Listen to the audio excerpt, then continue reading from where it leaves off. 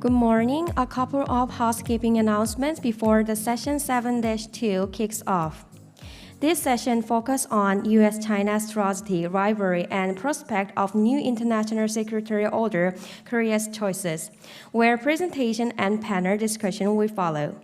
Simultaneous interpretation will be provided throughout today's program.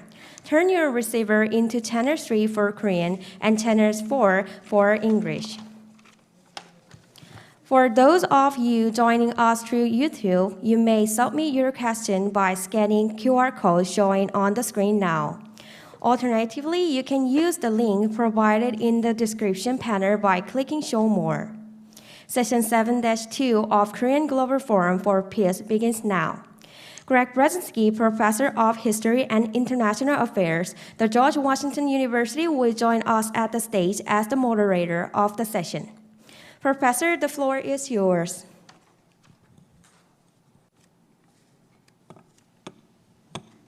Thank you very much. I did exactly what she said not to do and forgot to unmute myself. I apologize for that.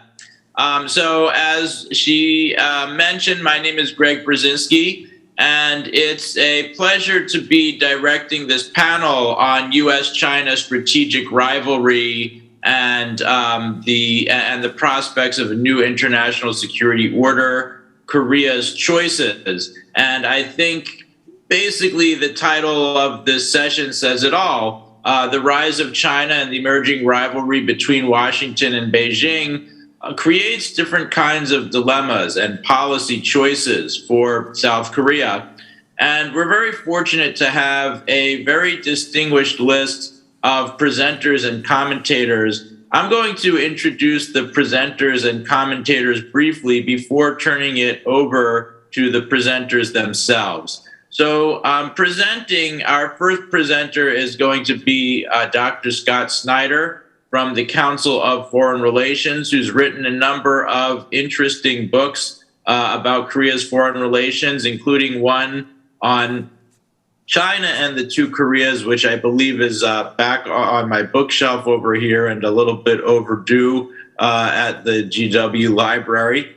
Our second presenter is going to be Professor Kim Yunho from Aju University, one of the most distinguished China experts in South Korea. And finally, Professor Juaniak, who comes from our partner institution, or one of our partner institutions, the KDI School of Public Policy and Management. He's known for his work on economic development in particular, but he's written and spoken about a very wide range of subjects in international politics and policy. And we also have three commenters. The first is going to be Kim Jina, who is a professor at the Hankuk University of Foreign Studies. Lynn, who is the director of the China Power Project at CSIS and formerly served under the Secretary of Defense in the United States. And finally, my colleague, Yunho Kim, who is Associate Research Professor of Practice and the Associate Director of GW's own Institute for Korean Studies. So I'm very excited for the panel and the presenters. Most of us are coming to you via Zoom, but I understand Professor Scott Snyder, who will be up first, is live. So let me turn it over to Scott. Okay, well, thank you, Greg. I feel like the tables have been turned because over the course of the past 2 years, I have been in my home office participating in Zoom conferences, and mostly I've been watching Korean participants on the stage at a hotel in Seoul. But now here I am in Seoul, and all of my colleagues are remote.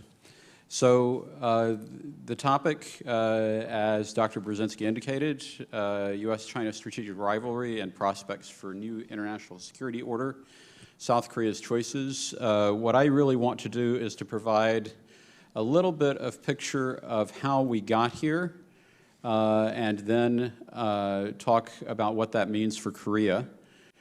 As I think about how we got here and realize that the controller here actually is not working when I press the green button. Oh, there. Oh, let's see. I want to go back and take a look at the rise of U.S.-China strategic rivalry. And from a Washington perspective, as many of you will recall, we used to frame the relationship between the U.S. and China as a relationship in which we hoped that China would evolve into the role of responsible stakeholder in the existing international system. But over the course of the past 4 or 5 years, the U.S. expectation and framework for thinking about China's trajectory has shifted to one in which most in Washington view China as a competitor. And there are several reasons why this has occurred.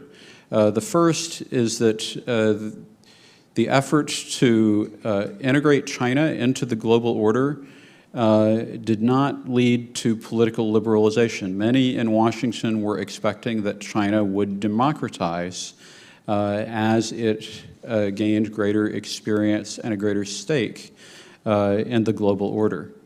And secondly, we saw China beginning to try to establish its own China-centered institutions that were framed in competition with existing, especially international financial institutions. And in particular, over the course of the past decade, we've seen China's development of the AIIB, the Asia International Investment Bank, and we all know about the BRA, the Belt and Road Initiative.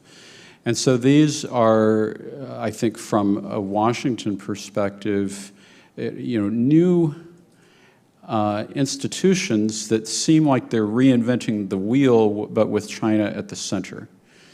And then also we've seen over the course of the past decade ways in which China's global reach has challenged U.S. global influence.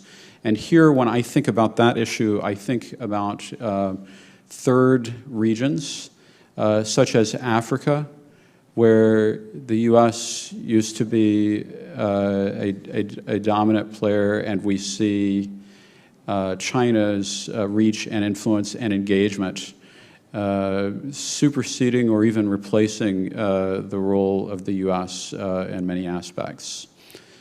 And then as we move to the next slide,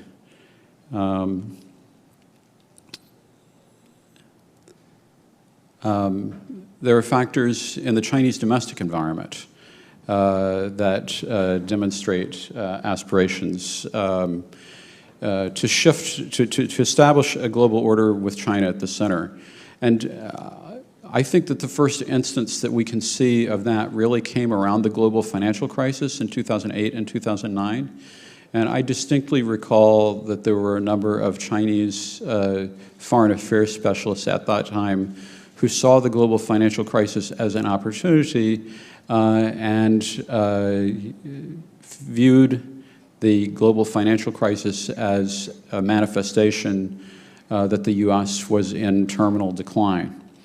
And then after that, some events that made a big impression in Washington included Chinese efforts to steal industrial secrets from U.S. companies, and in particular in the Obama administration, some data breaches of the U.S. government in which large amounts of personal information of U.S. government employees were compromised. And then thirdly, the Made in China 2025 plan of Xi Jinping, again in the early 2010s, laid out a roadmap of aspirations for China to begin to dominate the global economy, especially in innovation areas, such as AI, semiconductors. And the Chinese plans really were to become the dominant player and to have a major market share in many of these leading technological areas. And so in response to that, I think that what we have seen over the course of recent years is the evolution of a kind of multi-layered architecture designed to respond to some degree to the idea that China wanted to remake a liberal international order into a Sino-centric order. And the ones that I want to highlight here include the Quad, which has really been an effort that has taken off under the Biden administration, even though it had been around prior to that. And as you all know, the focus of the Quad and Quad Plus has been on the idea that the US, Japan, India, and Australia in particular could be leading players in terms of trying to be an alternative provider of international public goods so that countries in South and Southeast Asia would not have to rely on China for provision of those goods. And climate change, supply chain, and public health/pandemic were initial focuses of that particular grouping. And then we saw within the past couple of years the creation of the nuclear cooperation and development between Australia, the UK, and the United States. And this particular grouping called AUKUS is notable primarily because it signifies strategic coordination in the nuclear area, which arguably is the most important area as we think about the future of international security. And it clearly, I think, sent a signal that there was some institutional effort to deter China from trying to expand its reach. And then likewise, earlier this year, we saw the big NATO meeting in Spain that President Yoon also attended, which really, very much, even despite the war in Ukraine, was focused primarily on defining China as a focus of strategic competition.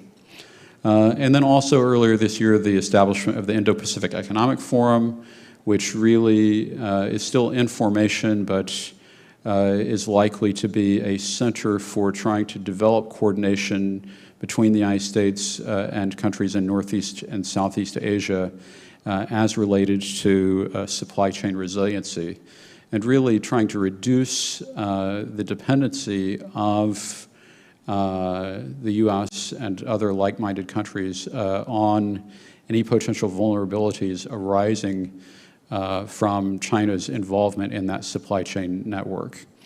And the Biden administration signaled fairly early on that this was going to be a major focus of the administration through its supply chain report that it issued about 4 months after the inauguration. And that report was really detailed in a number of areas, including semiconductors, electric vehicle battery technology, pharmaceuticals, and also mineral resources necessary to pursue technologically advanced manufacture. All of these areas got a lot of attention and detailed treatment, especially as related to risks of dependency on China.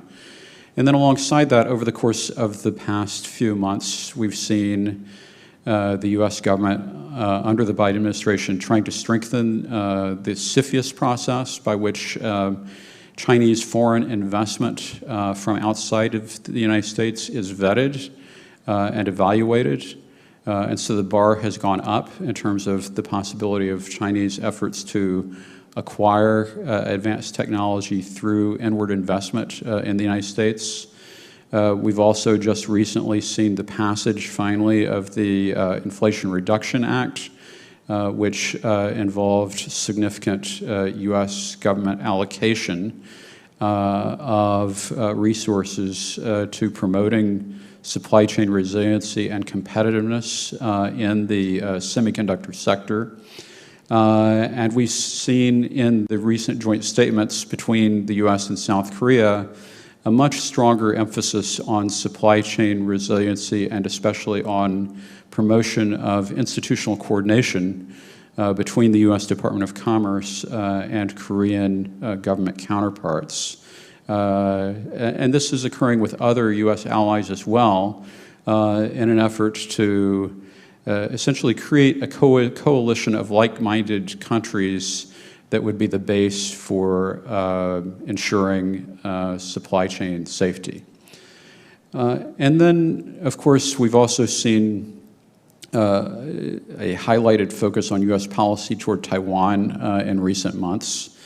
And part of this is related to concerns about how the Russian decision to invade Ukraine could influence Chinese thinking about Taiwan, because after all, the Russian decision to invade Ukraine represented a direct challenge to the establishment of existing international borders that has been in place for decades. And likewise, any effort to bring about Chinese unification by force between China and Taiwan would also involve a revisionist challenge. We've seen the US emphasize the importance of trying to maintain peace and stability across straits, both in the US-Japan and US-South Korea alliance. And of course, we just witnessed the visit of House Speaker Pelosi and China's response.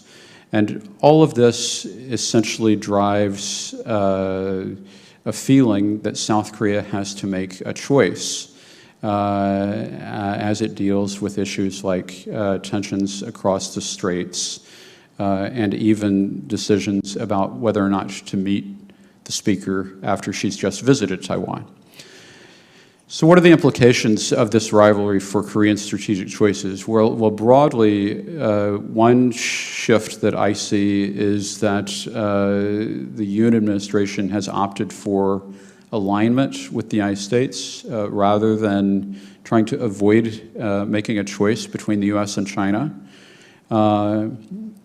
We also see under the Moon and Yoon administrations the ways in which in the joint statements with the United States the issue of technology cooperation has become securitized. And this, of course, has a big impact on Korea's economic interests because a substantial portion of the China-South Korea bilateral trade relationship involves trade in semiconductors.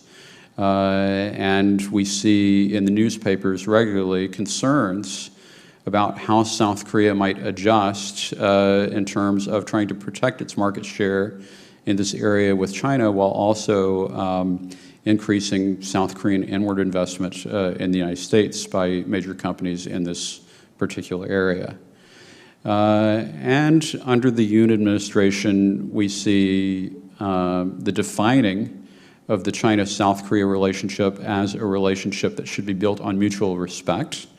And we see, I think, generally speaking, China's initial acceptance of the idea that there should be a mutually beneficial framework for managing the China-South Korea relationship. But we also see China putting down a lot of markers in terms of how it defines what the boundaries for that framework would be. And likewise, we see the Yoon administration defining mutual respect in particular ways. And I think that it's pretty clear that those respective definitions are not yet in alignment and that there is more work to do between China and South Korea in terms of managing a productive bilateral relationship in the context of the decision by South Korea to align more closely with the United States. And then with regard to North Korea, I think that the major implications of China-US rivalry, first, distrust between the U.S. and China has historically, even before Sino-U.S. rivalry really took off, it defined the strategic space in which North Korea lived. And so, for instance, if I go back to 2017, and I think about UN Security Council resolutions and Chinese enforcement of UN Security Council resolutions that were enacted in response to North Korea's missile and nuclear testing, we see that North Korea really was under a lot of pressure at that time because of US-China cooperation. But as rivalry emerged between the US and China, it's created a lot more space, and now Chinese non-enforcement of the UN Security Council resolutions and the overt gap between the US and China, it gives North Korea a lot of space to pursue its own aims. And we don't know what the Chinese ceiling in terms of tolerance for North Korea's military development is. And we're likely to find out more about what the Chinese ceiling is, particularly if indeed North Korea goes ahead with another nuclear test. And then secondly, North Korea has dropped on the priority list in Washington, especially as the Russian invasion of Ukraine is taking up a lot of time, and the administration continues to focus on US-China rivalry. And so I do believe that we are at a point where it's a little bit harder to find evidence of proactive efforts to work on the North Korea issue in the context of the amount of time that these other issues are taking up. And that should be a concern mainly because we know that North Korean leadership has historically challenged new South Korean leaders. And in a way, I guess what's interesting is that since March, we haven't yet seen the kind of challenge to President Yoon that we saw, for instance, very early in the Park Geun-hye administration with North Korea pursuing a nuclear test in early 2013. But there's time, and that early test, I think, will have a great impact in terms of shaping what we can expect going forward, both in terms of the inter-Korean relationship and the U.S.-North Korea relationship. And so that concludes my presentation, and I'll turn the floor back over to the moderator. Thanks.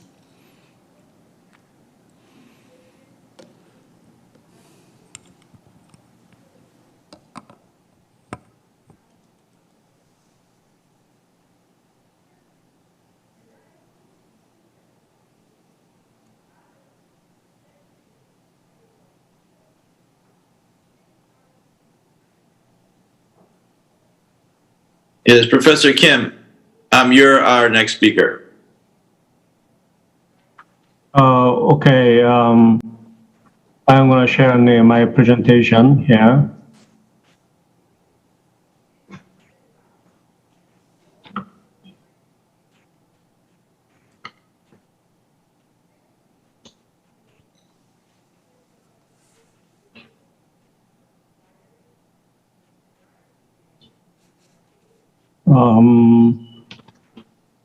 Oops. Okay, can you see it?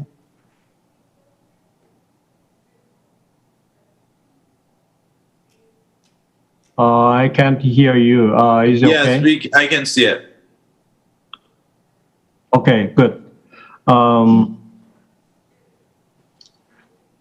제가 본래 계획대로라면 27일 워싱턴에 들어가 있을 예정이었습니다. 근데 그 비자 문제로 내일 워싱턴으로 들어갑니다. 그래서 내일부터는 제가 워싱턴 네, 있게 될 거고요. So 한 I will 3개월 be 있을 staying 겁니다. in Washington for 3 months, 오늘까지는 한국에 starting 있을 tomorrow, 거라서 but 제가 today I'm here 한국어로 in 발표를 Korea. 하도록 So I will 하겠습니다. be speaking in Korean.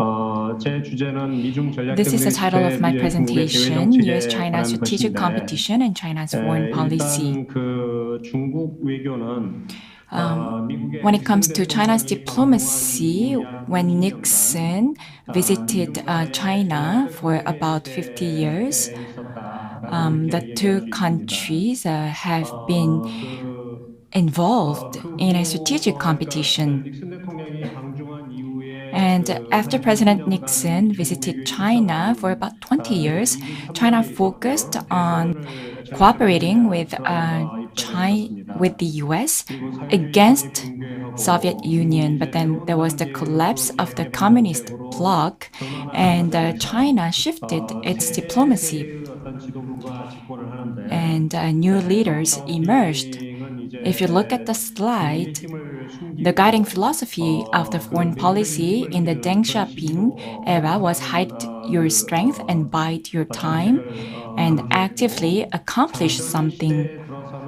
And during the Jiang Zemin era, the guiding philosophy was multipolarity and the democratization of international relations.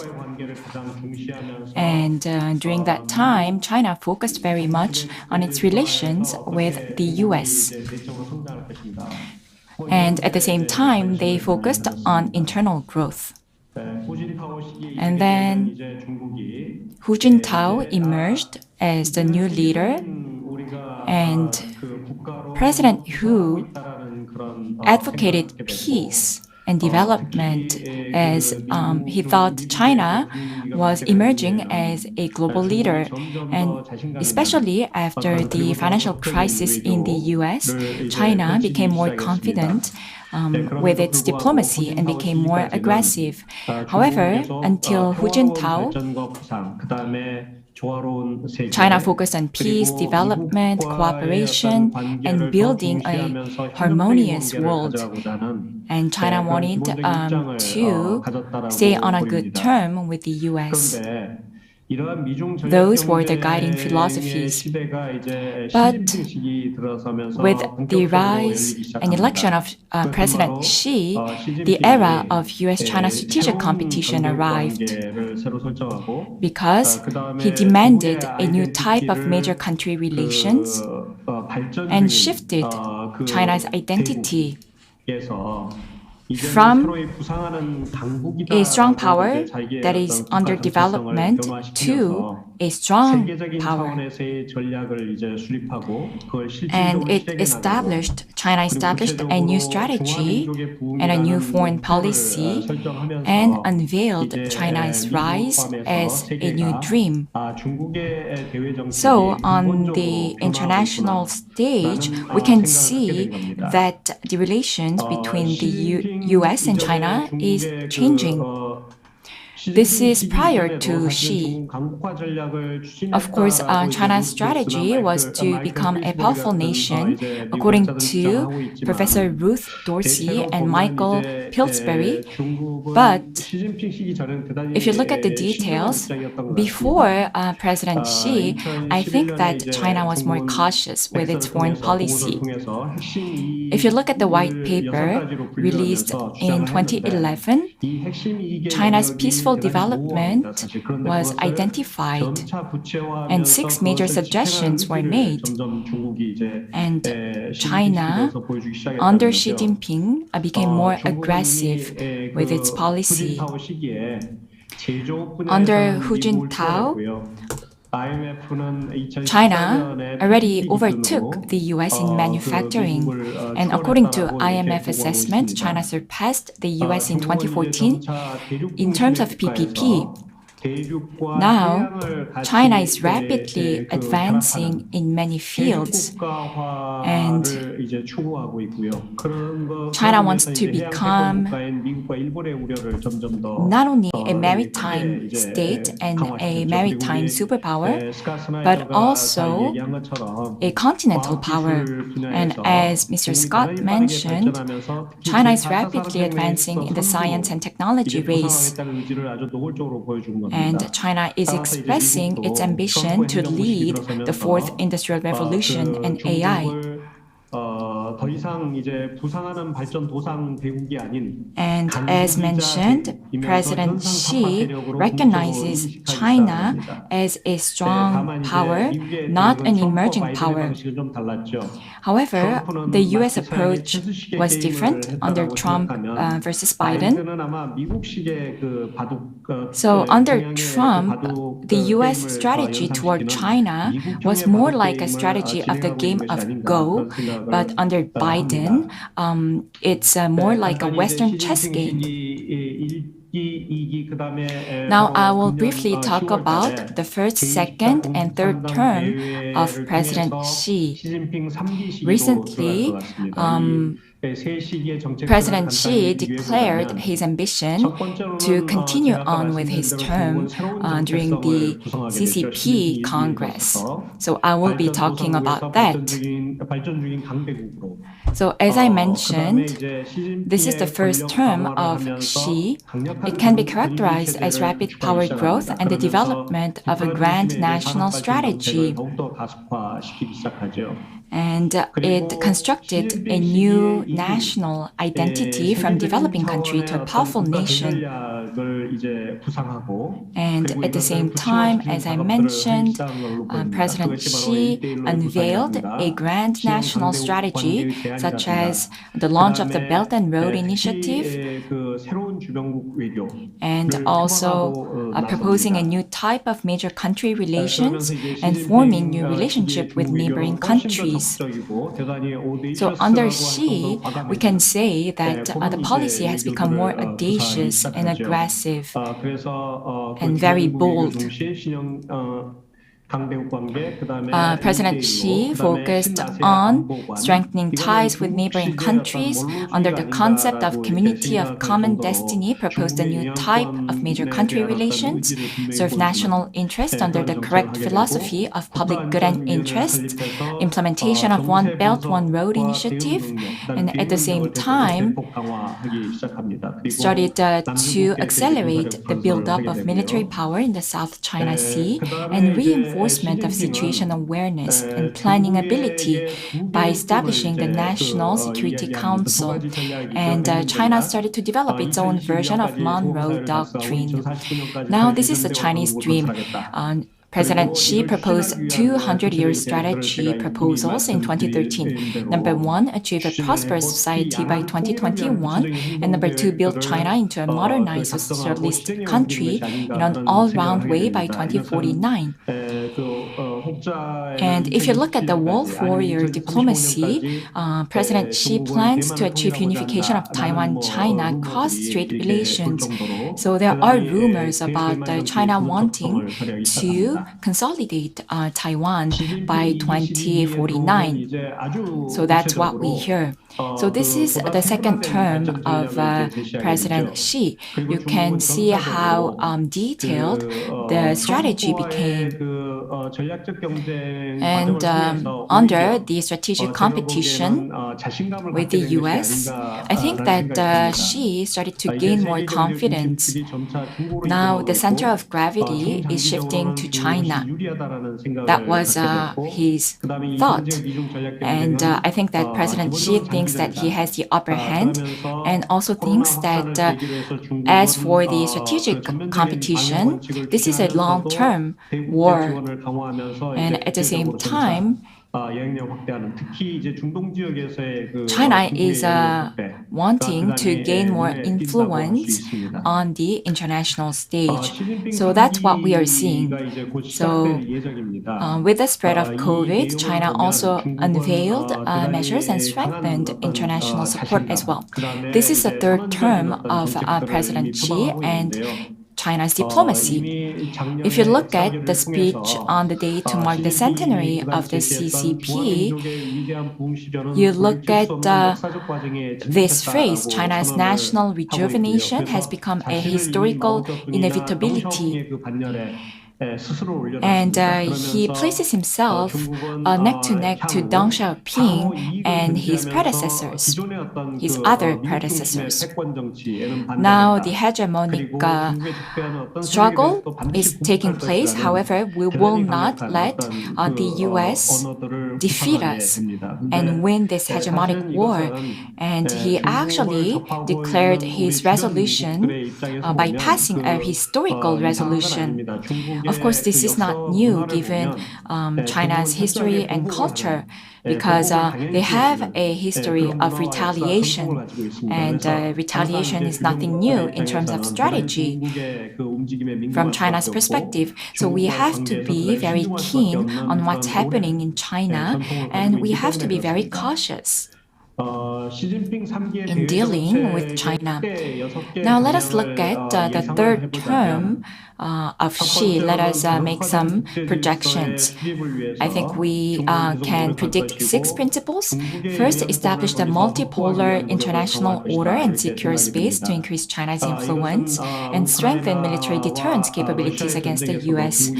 And if we look at the invasion of Ukraine, China is providing partial support to Russia because of the sensitivity of the war. So we can actually read what China has in mind from those actions.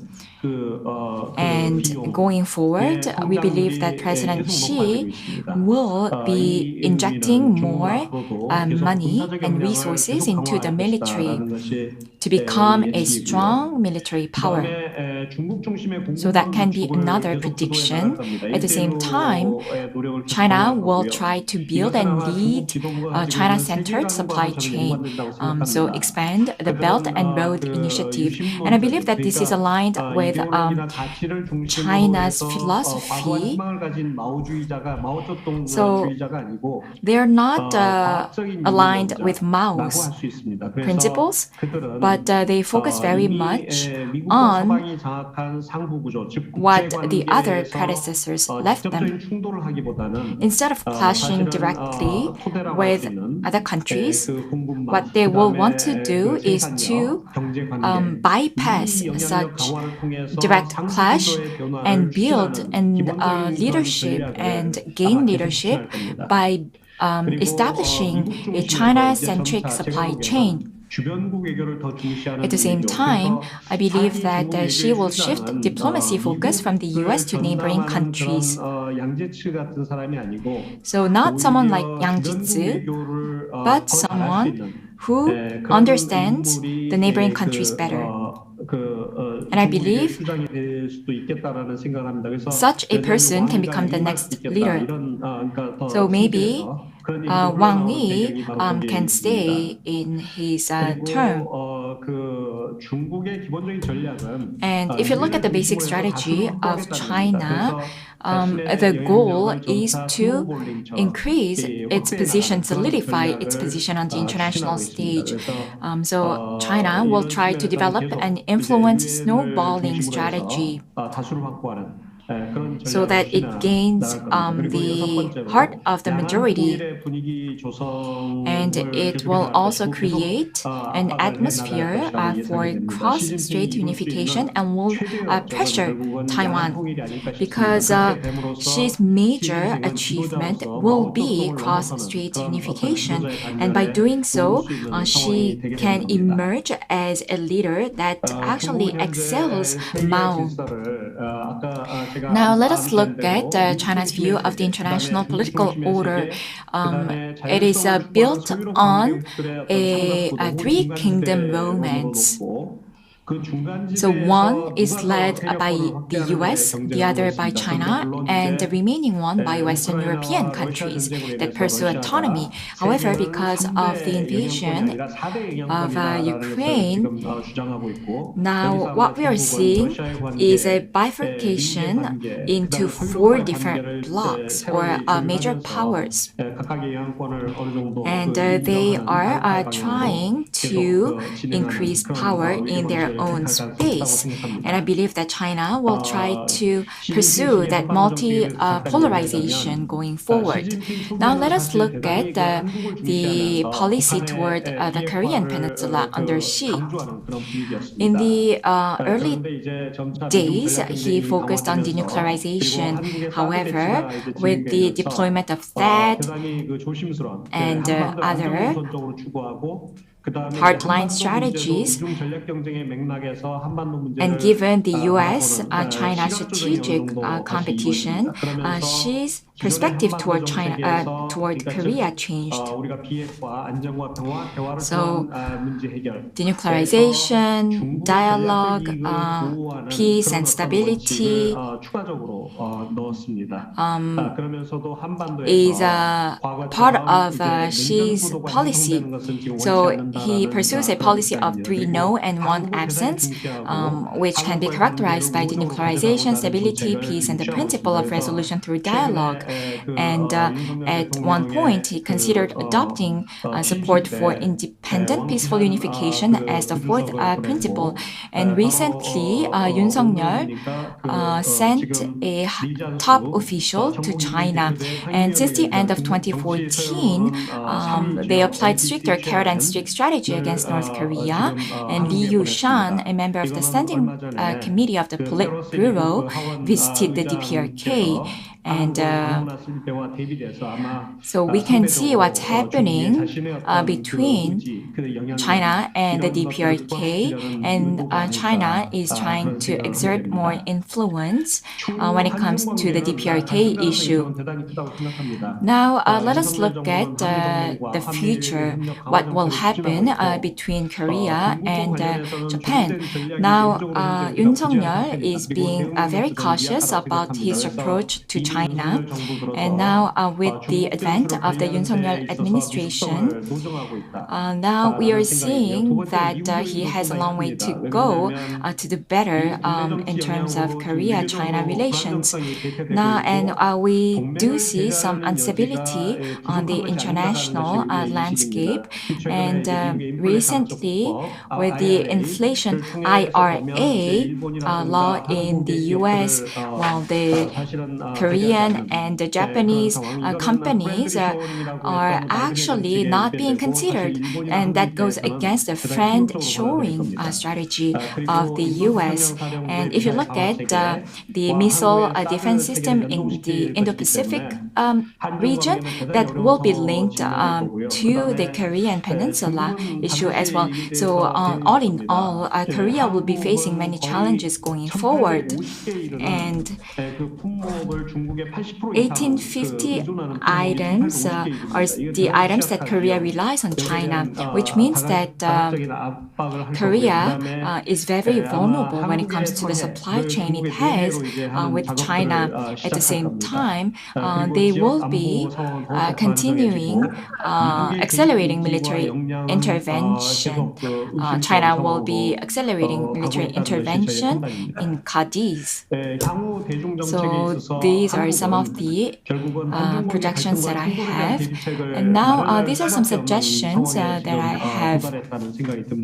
There are increased possibilities of future conflicts in Korea-China relations. Now, of course, it seems that China has not fully digested the horizontal relationship of the current sovereign state system. It accepted the horizontal relationship with talk, but no action has been taken. So perception gap is huge, and this means that we must seek international relationship by seeking mutual patience, and China must be able to present new alternatives and visions in its by China, of China, and for China policy. At the same time, for now, in the past 5 years, we must refrain from aggressive clashes or conflict with China. So we must remain distant strategically remain distant from China. At the same time, we must accept a conditional piggyback strategy. So going forward, if we look at the next 5 years between Sino-Korea, I do not think that it's fully optimistic. That would be all for me. Thank you very much for your time. Okay, thank you very much. Let's turn it over to Professor Juaniak Lim. Okay, let me share my screen first.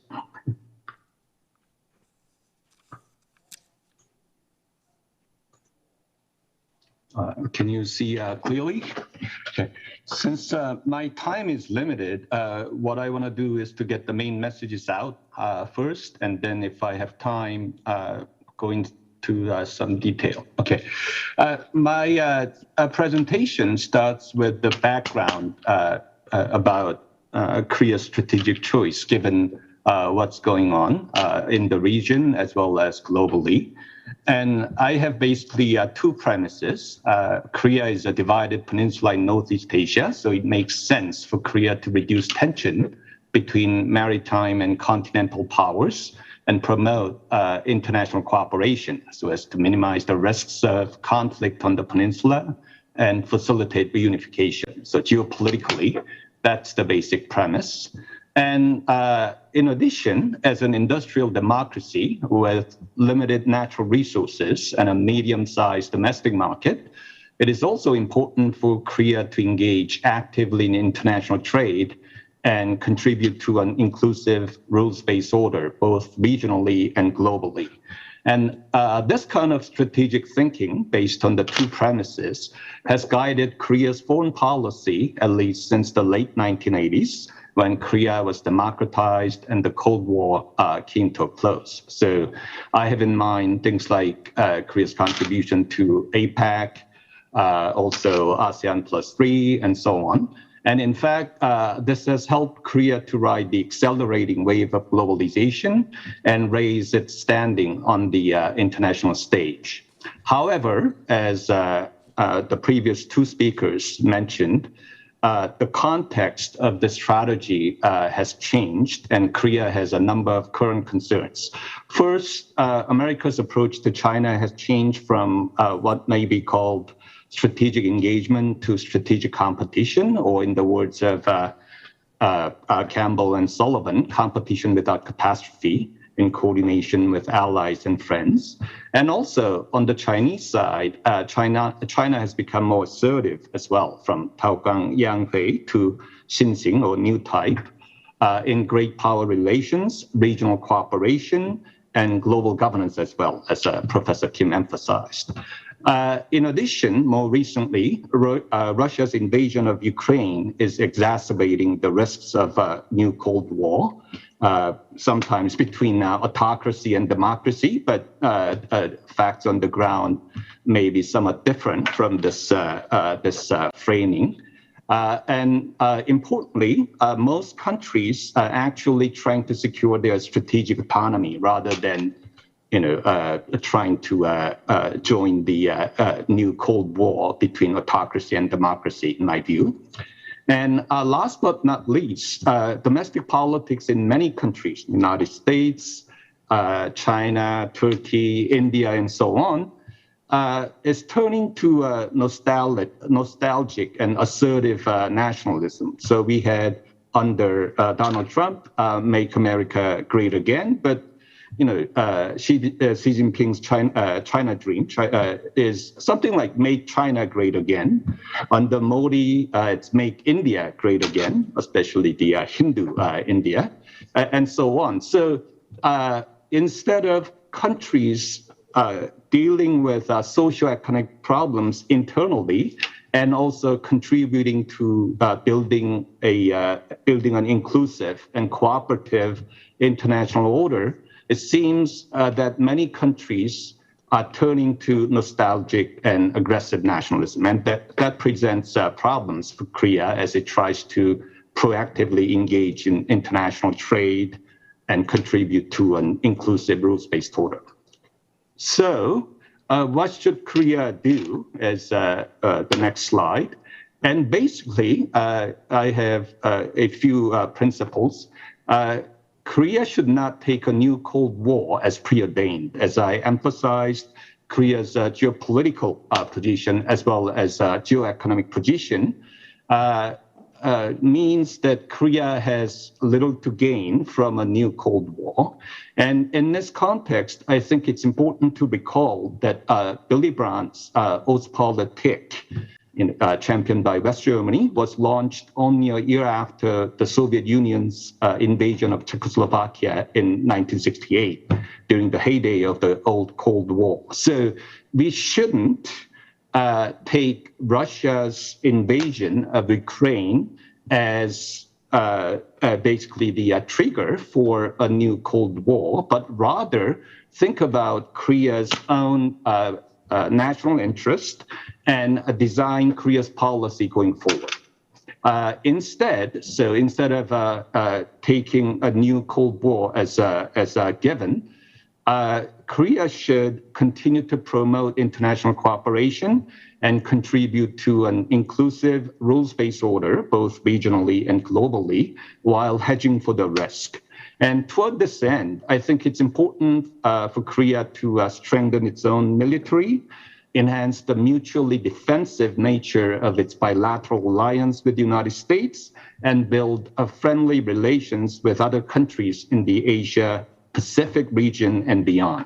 So most specifically, on the military front, Korea should strengthen its own information, surveillance, and reconnaissance capabilities, as well as strategic strike and air defense capabilities. These are the capabilities that are often highlighted when we talk about, operational control issues. And Korea should also build a robust navy to secure its critical sea lanes. And building its own military should be the basic starting point for Korea's national security going forward. Korea's defense expenditure is number 10 in the world, right after Japan. And according to some estimates, Korea's military power is ranked about number 6. But I think there are significant problems with information surveillance and reconnaissance capabilities, as well as other issues like naval power that Korea has to focus on. In addition, I think it's important that Korea enhance its mutually defensive alliance in such a way that it contributes to the security of the two countries, Korea and the United States, without exacerbating the security dilemma in the Asia-Pacific region and beyond. So what I have in mind is a contrast between Afghanistan in 2001 and Iraq in 2003. If the security of the United States is threatened by a terrorist attack like 9/11, it makes sense as an ally to work with the United States to enhance the security of the two countries. But when you are just going to invade some country, Korea has to be much, much more prudent in this regard. Also, Korea should improve not only bilateral relations, but make efforts to build an inclusive economic and security architecture. So what I have in mind is that in the economic area, Korea should actively participate in various groupings with a view that the RCEP and the Indo-Pacific Economic Framework can ultimately become useful building blocks for a variant of the free trade area of the Asia-Pacific, or FTAP. And in the security area, I think it's important to look at both the accomplishments and limitations of the Organization for Security and Cooperation in Europe, OSCE or CSCE before that, going beyond exclusive groupings like the Quad and taking caution with regard to sensitive issues like the Taiwan question. So going into more detail, I talked about U.S. approach to China.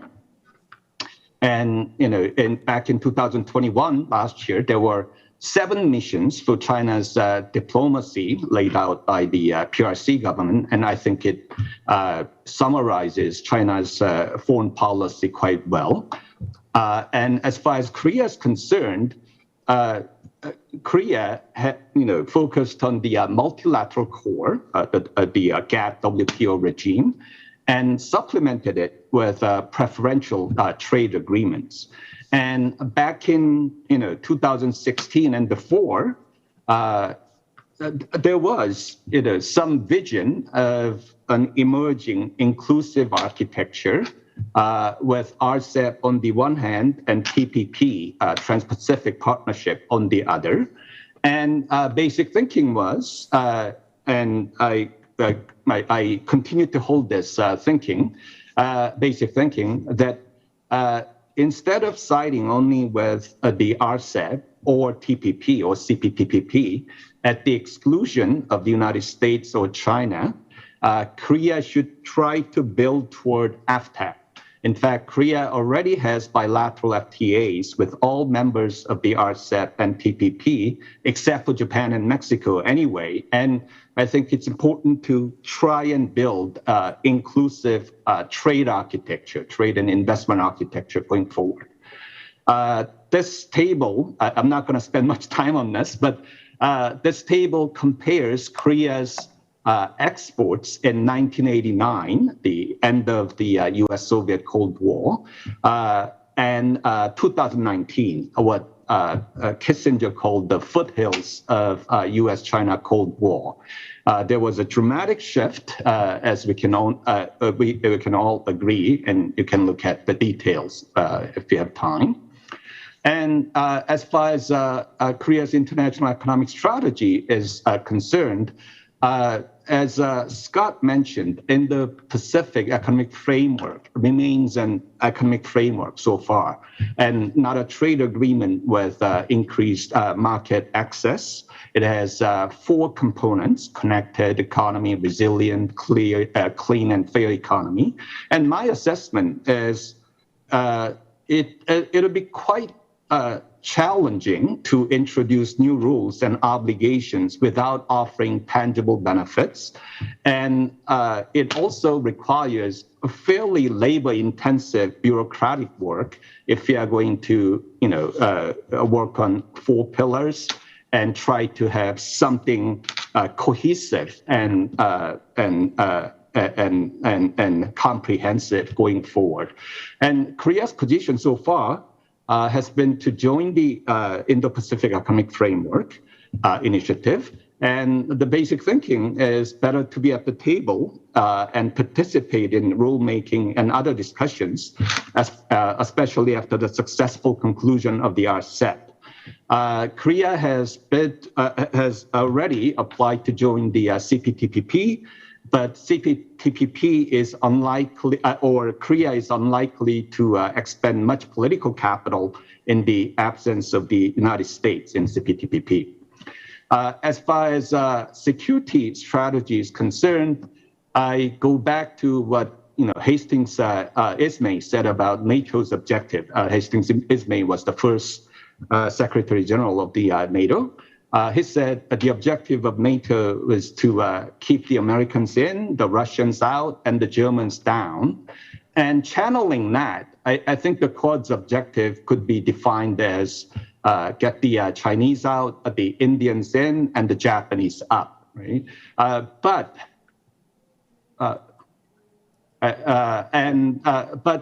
I think this is quite difficult to accomplish going forward, because China is already closely integrated into regional and global value chains, as well as local societies in Southeast Asia. And India has long tradition and geopolitical logic of non-alignment and independent thinking. And Japan runs the risk of highlighting its historical baggage if the cork in the bottle alliance is transformed in a way that alarms its neighboring countries.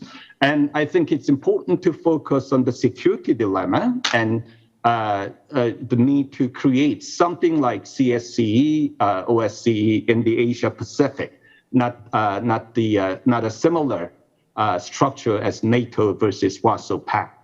And Korea's position in this regard is that Korea is more comfortable with the Asia Pacific, which includes both continental and maritime powers, with its focus on promoting inclusive cooperation. But Korea is willing to find some common ground with the Indo-Pacific. For example, under the previous administration, New Southern policy with a geographic focus on the Asian and India was pursued in some coordination with Indo-Pacific strategy of the United States. But Korea was careful to include the word inclusive whenever it talked about the Indo-Pacific region, vision of an open, inclusive, and prosperous region.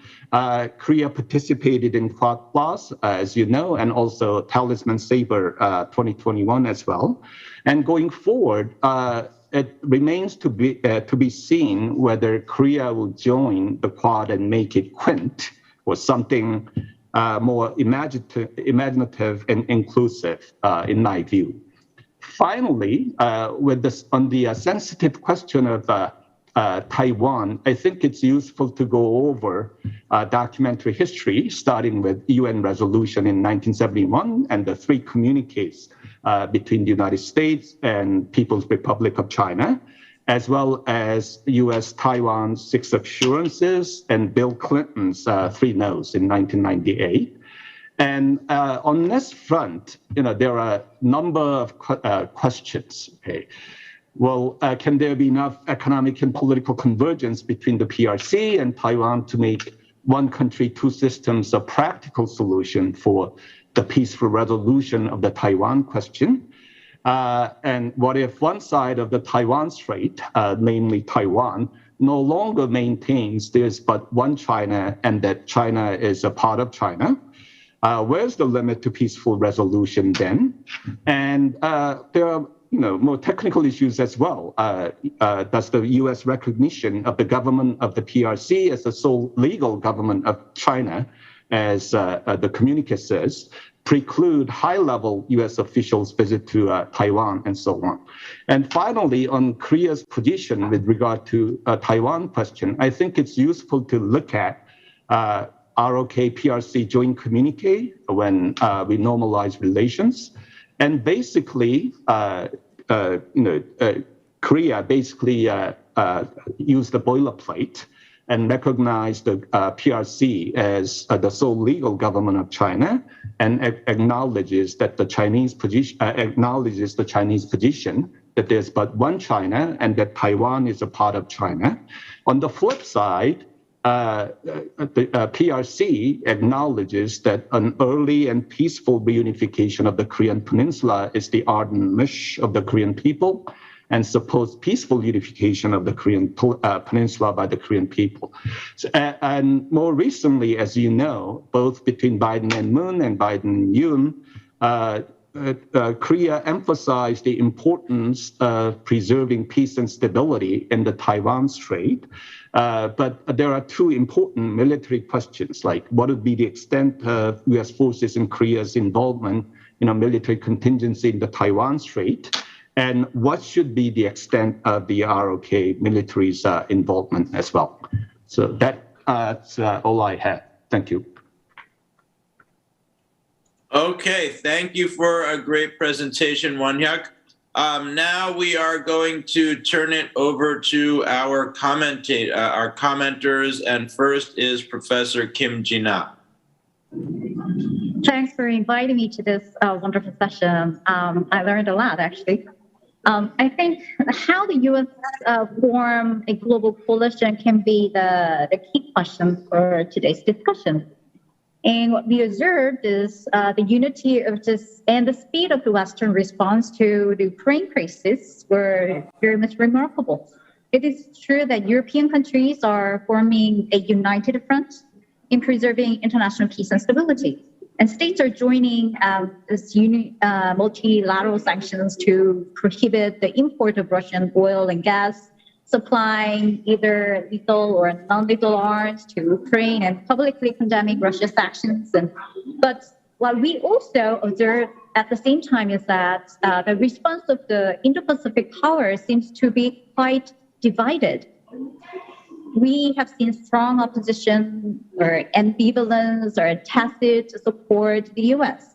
So questions abound as to how the divergence of responses will affect future cooperations when, as many are concerned, similar events occur in the Indo-Pacific region. And I think Ukraine crisis is a very critical case through which we can draw some lessons and implications about recurring patterns of states' behavior. Well, traditionally, studies on states' behavior in response to the rise of challenger, so some dichotomous strategies of balancing or bandwagoning. But in the case of the recent case, well, most countries show either balancing or hedging behavior, except in North Korea, Syria, and Belarus. So of course, there are hard balancing states who seek benefits from alignment for security reasons, obviously.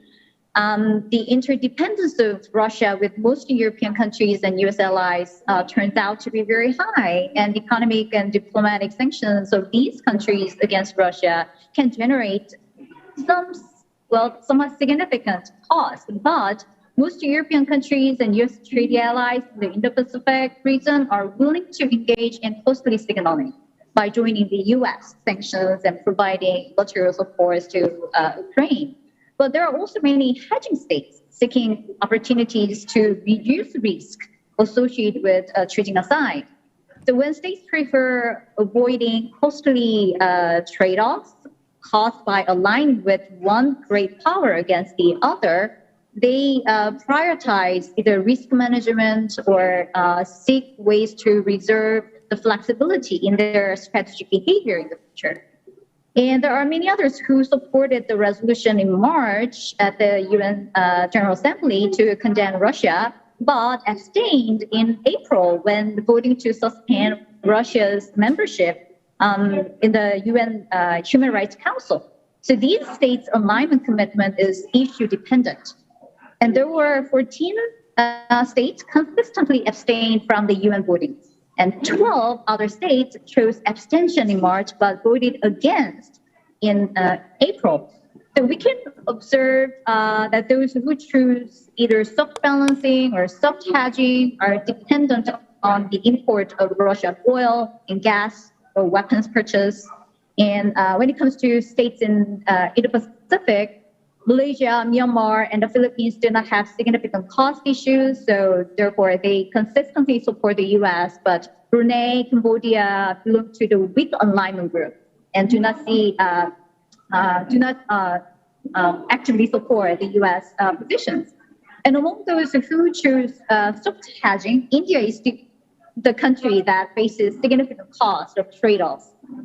And Laos and Vietnam do not have significant trade-off issue, but show similar voting pattern with China. And Singapore and Indonesia are viewed as typical hedging states, and their issue-specific balancing behavior is obvious, which may depend on the flexibility of minimizing the economic cost, right? So there are strong support regardless of the cost, and weak support because of the cost and variation in the behavior in pursuit of some flexibility or autonomy. So which country is ready to send costly signaling through balancing is a quick question for the US-led global partnership in the Indo-Pacific in my perspective. So in the future, when dealing with Indo-Pacific affairs, states will also face a hard choice between the benefits of alignment with the US and ambiguity to engage economically and politically with China.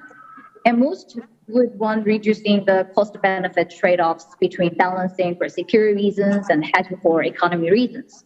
So I think to form a global coalition, we should bear in mind the cost of signaling alignment. In particular, it is very important to examine the economic factor, how that can play out in the making of strategic coalition among key actors in the region. the U.S. recently signaled a new economic grouping of states in the region to show U.S. leadership, as speakers already mentioned. This may reduce the cost-benefit trade-off between security and economic component in the strategic thinking of major countries in this region.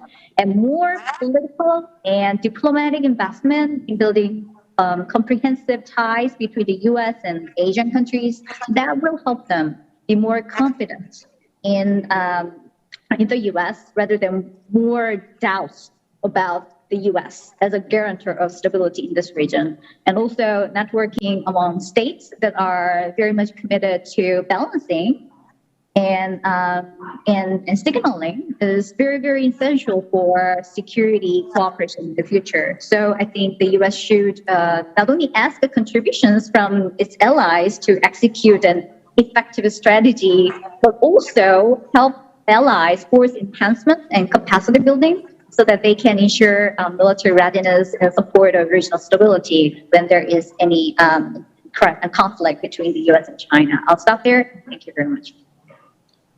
Okay, thank you so much for those interesting comments, Jina. Next, I'm going to turn it over to Bonnie Lynn. Bonnie. Thank you very much. I appreciate this opportunity to serve on this panel with such distinguished speakers and experts from both the United States and Korea. I'd like to start I'll try to keep my comments as brief as possible, and I'd like to start with just a couple of comments on some of what I thought were very interesting key points from the prior panelists. I would like to caveat that I generally agree with almost everything that was said before me, so I will try to point out issues that I thought stood out a little bit more and perhaps I haven't heard as much. So from Professor Kim's presentation, I think one point you made that as we look forward to Xi Jinping's third term, you mentioned that he will shift diplomatic focus from the United States to neighboring countries. That's a very interesting perspective that I haven't quite heard from, at least in discussions on the U.S. side. And if we had time for Q&A, I would love to get your thoughts on why you think there is this shift. The other major point you mentioned was that I highlighted that stood out for me was that Xi Jinping, one of his major achievements that he will try to achieve during either his third term and I presume maybe his fourth term. So my apologies, there may be some translation issues as I was trying to hear the interpretation, would be that she seeks to unify with Taiwan in order to exceed accomplishments that Mao has accomplished.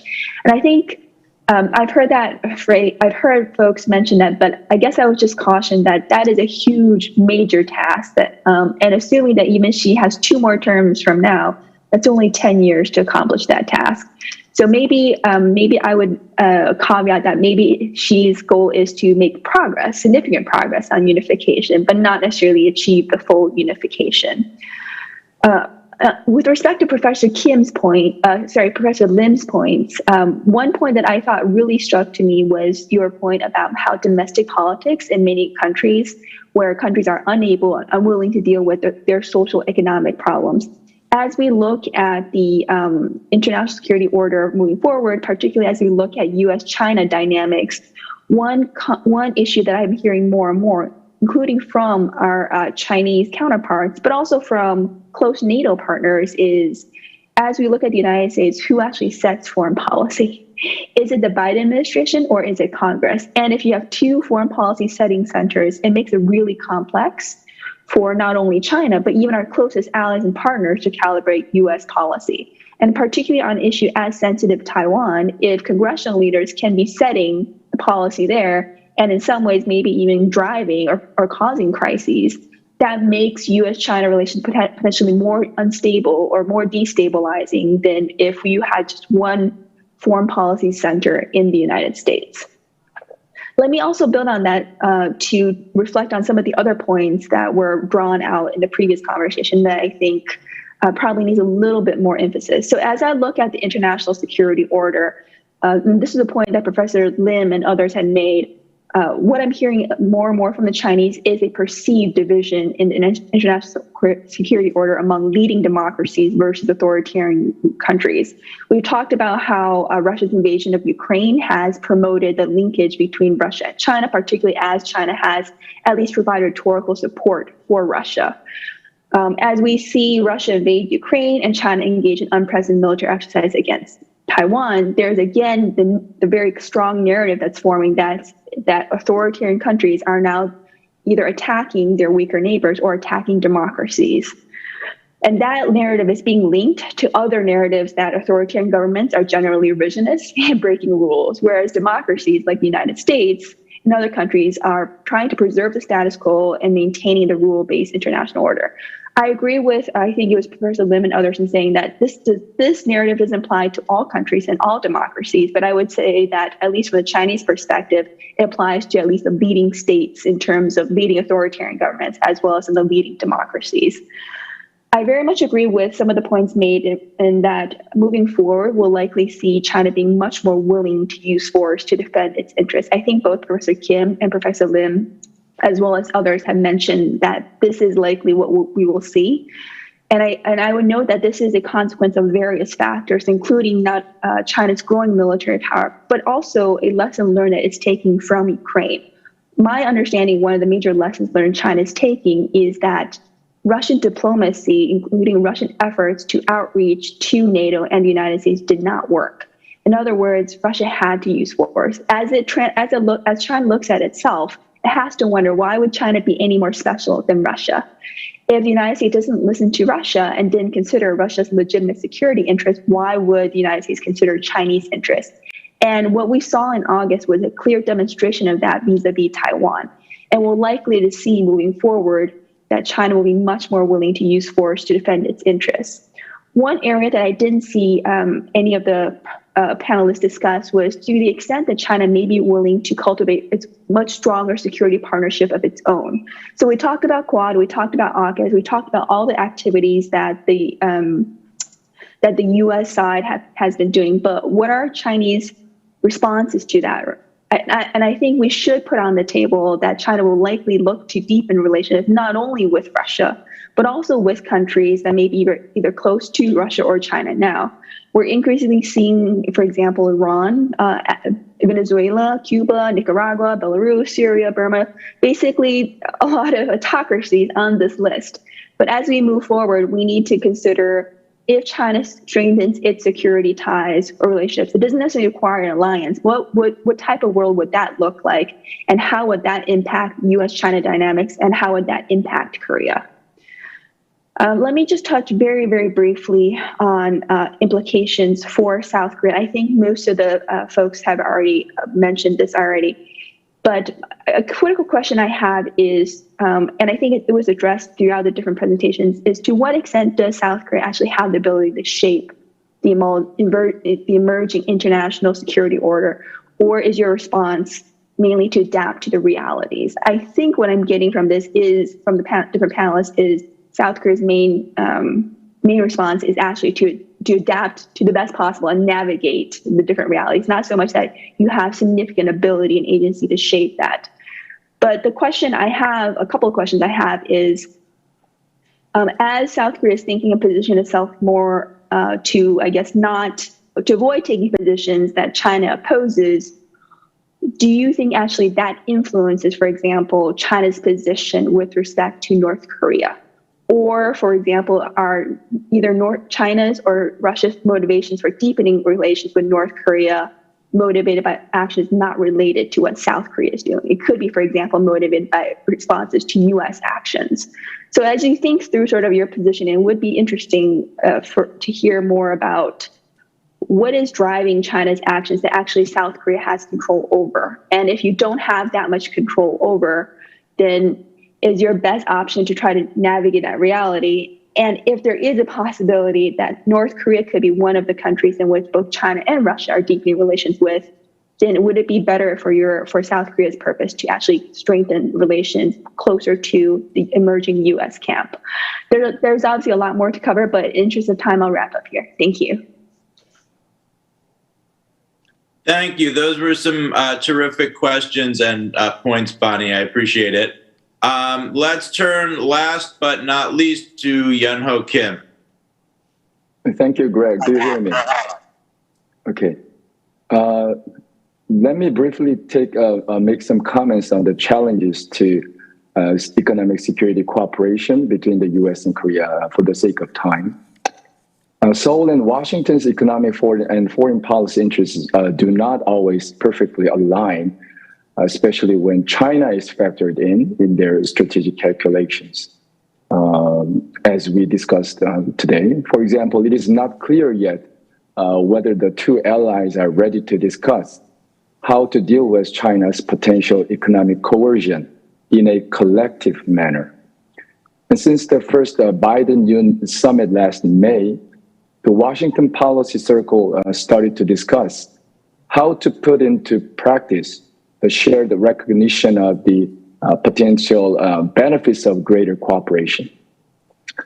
What I noticed was that top US and Korean officials publicly revealed delicate differences on their approaches to the China factor in improving the resilience of their economies, while emphasizing the importance of US strategic economic and technology partnership by identifying many areas of economic security cooperation. And I also found in closed-door workshops, the differences or tensions, if you will, between the two sides were more noticeable. And neither side seemed to be fully ready to discuss how to close the gap between Korea's short-term vulnerabilities to China's potential economic coercion and long-term benefits of a US-ROC strategic economic and technology partnership. And I'd also like to point out that as competitors in global markets of some critical and emerging technologies, US and Korean companies may not be willing to fully commit to collaborating without realistic plans for a win-win solution. And collective action among like-minded countries is not always clear-cut because of the complicated competitive nature of international supply chains. And the public-private sector collaboration and collaboration within the private sector, even among the firms from the same country, can be selectively sought for in the US Indo-Pacific strategy, I think.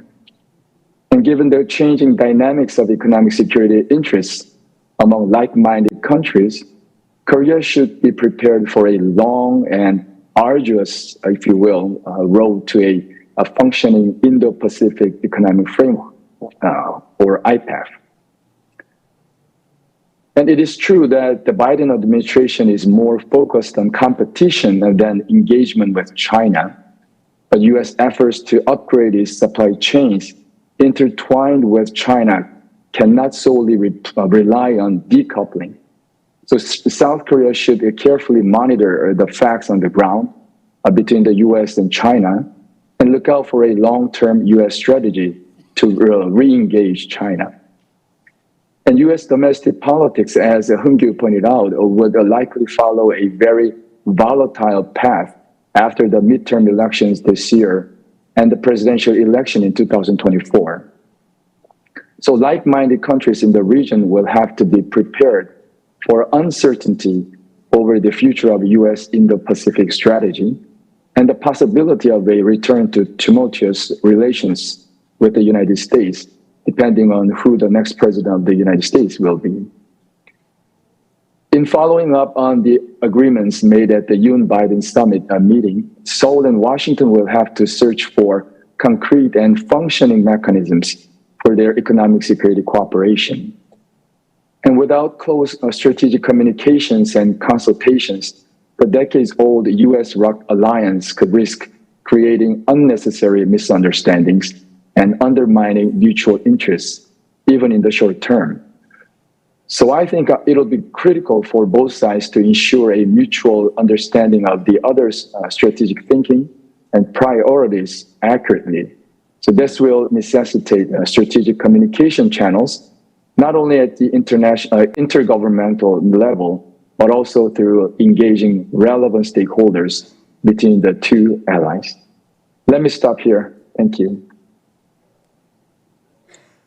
Okay, thank you so much, Yunho. And we have about 8 more minutes for our panel, and I hope to use what time we have left for Q&A if there are any questions.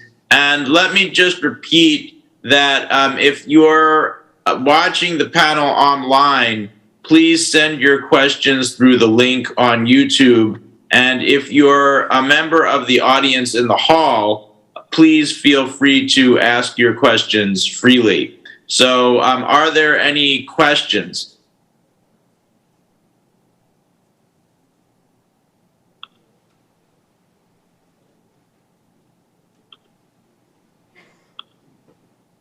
And I still actually don't see, I actually still don't see too many questions. I actually don't see any questions from the audience. The staff can maybe correct me if I'm wrong, but I'm not seeing any questions come up from the audience right now.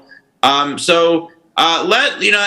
actually had a couple of questions and thoughts though, and I was just, I was interested. One of the things that you actually said, Bonnie, during your comments, but I'm happy to hear from other, other panelists about this as well. And that was this somewhat ominous concern that China would be more willing to use force. And of course, we've seen this in certain areas recently, and over the Sino-Indian border, where actually you actually had a small-scale military skirmish. But I'm wondering what other contexts. I'm wondering what other contexts we should we might see. We might see the use of you can envision the use of force in, I guess there's so let me end the question there. I also see one of the panelists wanted to ask if they.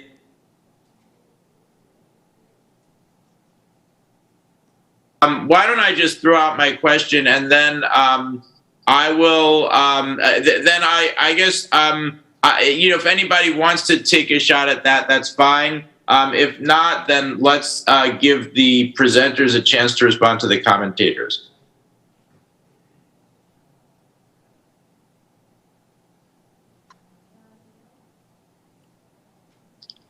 So let's go to Scott. Do you have anything in response to the commentators? Yeah. Hello. Okay. We have one question. It looks like here in Korea. Is that correct? Yes, I can't see the question from Korea, but it seems there's someone in the audience who wants to ask a question as well. So why don't we quickly give the presenters a chance to respond, maybe 2 minutes each, and then if we can stay a little bit over, let's take the question from the audience.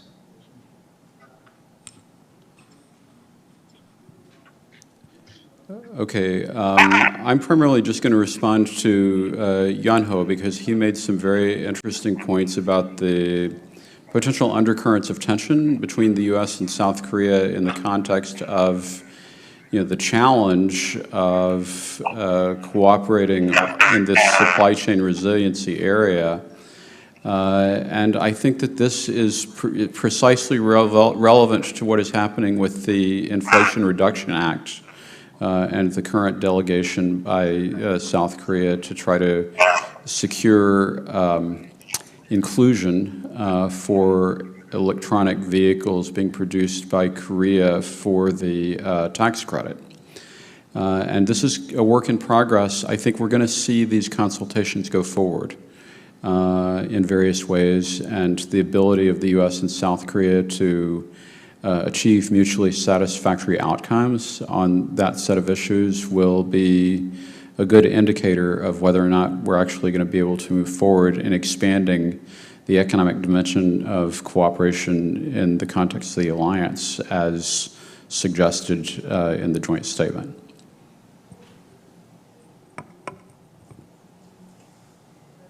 Okay, Professor Kim. 예, 저는 보니 린의 그 질문에 I 주로 would like 답하겠습니다. to give answers to Bonnie. 중국은 미국 바이든 So China, 행정부와 그 미래에 대해서 그렇게 with respect to Biden administration, China is not very optimistic. 이번에 아마 연말에 So I think at the end of this year, there will be a Sino-US summit, but it will be a status quo meeting. So I do not think that there will be any turnaround between the two countries. They will just manage the status quo, and China will try to exert its influence, increase its influence, and do it its way. And that's why they will start to focus on the neighboring countries over the US. And when it comes to Taiwan issue, well, if you look at the Hong Kong issue and the war in Ukraine, now what China has in mind is this. So its plan kind of backfired. It's faced with many challenges. However, it's something. So the cross-strait unification is something, a goal that President Xi cannot give up. And it does not mean that he will use military force to unify with Taiwan, but it will push Taiwan to the corner so that they give up first. So I think that will be Xi's strategy. And also, as Mr. Kim mentioned, as Mr. Kim Yunho mentioned, we need to have more vibrant discussions with the US because we're allies. And unless we discuss and we have dialogue, we cannot ask other allies to join force. So we need to really understand each other better because now the signals is that we lack understanding toward one another and we are losing interest toward one another. So we need help from our adjacent, the neighboring countries, and we also need to build trust. And I look forward to seeing more dialogue going forward. Okay, thank you, Professor Kim. Professor Lim. Okay, I'd like to respond to Bonnie Lynn's question and also respond to Yunho Kim's comment as well. What ability does Korea have to shape, regional or international order versus adapt to the order that is emerging? Basically, what's the question? I mentioned West Germany's case in 1969 intentionally because I think as far as economic and military power is concerned, Korea currently may be somewhat below West Germany was, where West Germany was back in 1969, but not far below that. Okay, so. And I think it was important for West Germany at the time to try and shape the regional and international order by calling for Ostpolitik, détente, and so on. And for Korea too, I mean, the emerging order it has not been determined yet, right? So even in the United States, you have people like Bergsten having much more realistic view of the relationship between the United States and China, especially in the economic sphere. And I'll argue, some people talked about Ukraine. Back in the 1990s, in fact, I'll argue there was a debate in the United States between George Kennan and Bill Perry on the one hand, which emphasized the need to improve relations with democratizing Russia on the one hand, and people like Brzezinski on the other, who really wanted to peel off Ukraine from Russia. And I think European countries should have made more effort to try and build a more inclusive security architecture in Europe, because that affects their livelihood really. And I think Korea should also think along the same line regarding what's going on today. As for Yunho's point about the tensions, I think what's critical to understand is that it's not enough to just look at the supply side and build resilient supply chains, because at the end of the day, you have to sell the products and services somewhere as well, right? And on things like semiconductors and so on, China accounts for close to 50% or more than 50% of global demand. So at the end of the day, I think it's important for both Korean and American firms to safeguard their high technology, obviously, but also continue to engage in economic interaction with China and try to build more friendly relations by doing so, instead of going for a decoupling strategy, which really lacks the demand side logic. Okay, thank you for those very interesting responses. The staff was telling me that there is one person in the audience in the hotel or the conference hall that would like to ask a question. So I'm hoping that the staff can enable them to ask the question.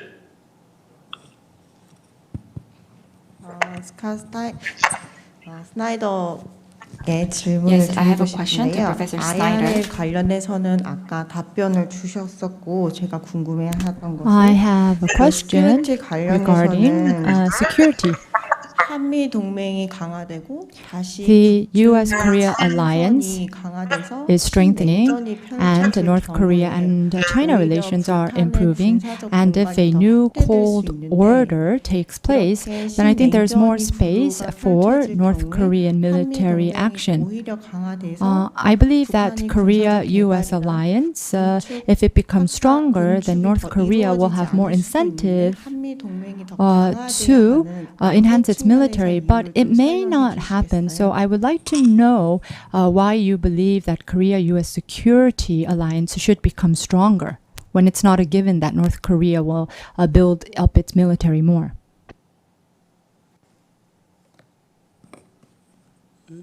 Okay, well, I did not necessarily say exactly that, I think, in this presentation, but because my primary point was that in the current context of Sino-US rivalry, North Korea has a lot more freedom of action to pursue military development. I think that in terms of coordination on North Korea policy, the challenge is really that North Korea has moved in this direction of military development rather than in the preferred direction of diplomacy.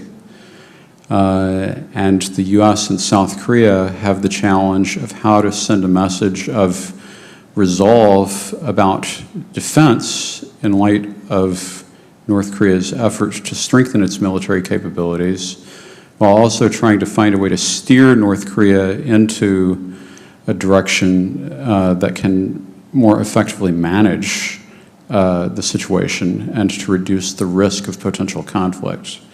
And so I think that is basically what is likely to happen, but one factor that makes it much more difficult for that to happen effectively is the Sino-US rivalry. And so our prospects for being able to do that successfully are severely limited, in my view, by the confrontation that exists between China and the United States.